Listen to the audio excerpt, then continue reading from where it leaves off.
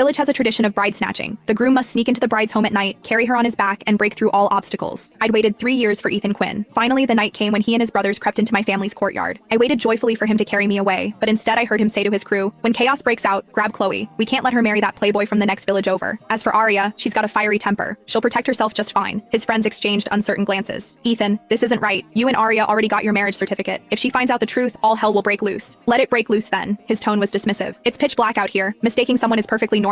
I'll smooth things over with her afterward. Besides, that marriage certificate is fake." I stood behind the door in silence, then calmly retreated to my room. Then I simply climbed onto another stranger's back and became his bride. "Arya, my friend who works at the marriage bureau checked for me. You're definitely not Ethan Quinn's spouse." I set down my phone. Something in my chest, so quietly, so gently, shattered. 5 years married to Ethan. Throughout those 5 years, no matter what I did, the Quinn family elders never accepted me. My mother-in-law never mentioned my name in front of others, only referring to me as that girl from the mountains. At family banquets, I was always seated in the most remote corner. In group photos, I was always arranged at the edge where I could easily be cropped out. He said he didn't want me to feel hurt, so he had me return to the village first. He said he'd wait until he completed our village's bride snatching ritual, followed all the proper procedures, then bring me back legitimately. I obediently returned. Though we spent little time together, to outsiders we seemed loving and harmonious enough, but I'd waited 3 years for him, saved up 3 years worth of things to say, longed for this night for 3 years. Yet he came for another woman. He'd fooled me with a fake certificate for 3 years, all just so I wouldn't discover. The person he truly wanted to capture was my stepsister Chloe. I looked at the woman in the mirror, expressionless, neither joyful nor sorrowful. Soon, commotion erupted in the courtyard. The bride snatching had begun. People were shouting, "They're here! They're here!" Someone laughed. Footsteps pounded past in chaos. Someone deliberately blocked the path. The firelight painted half the sky red. The excitement belonged to them. The excitement was for Chloe. The other group consisted of people from the neighboring village who'd come for the capture. They'd originally come to capture Chloe. According to tradition, if a girl was unwilling, she could hide away early and let them make a wasted trip. But Chloe didn't hide. She'd been waiting in her room all along, waiting to be carried away. And the person she was waiting for was my husband. The room I was in wasn't my usual one. It was Chloe's. That afternoon, my stepmother had called me over, held my hand, and spoke with rare gentleness. "Arya, tonight during the capture, you stay in Chloe's room. Your room is too quiet. The capture group won't find it easily. Those thugs coming for Chloe are troublemakers. You've always been tough since childhood, can take a beating. Not like Chloe with her delicate constitution. If she got hurt by accident, it would be terrible." I said nothing. I knew what she meant. According to village tradition, during bride snatchings, the groom's brothers would charge in first to seize the bride. The woman had to resist, struggle, fight desperately to prevent being carried away. This was called blocking the door. The harder you blocked, the fiercer you fought, the more precious the girl was considered. The harder the groom's side had to fight to carry her away. Those punches and shoves would land on you for real. My stepmother sighed, acting as though sharing her deepest thoughts. She studied my expression, testing the waters. "Besides, Ethan's from the city. He's not familiar with our customs. If you stay in this room by the entrance, he won't have to search the whole courtyard." Back then, wanting to make things easier for Ethan, I'd agreed. I'd even sent him a message with my room's location. But who knew? They'd been planning this switch all along. Outside, a louder commotion suddenly erupted. Someone shouted, "Got her! Got the bride!" People laughed, people cheered, firecrackers crackled and popped. I listened but didn't move. I knew who they'd captured. I could even picture the scene. Ethan carrying Chloe on his back, stumbling through the crowd.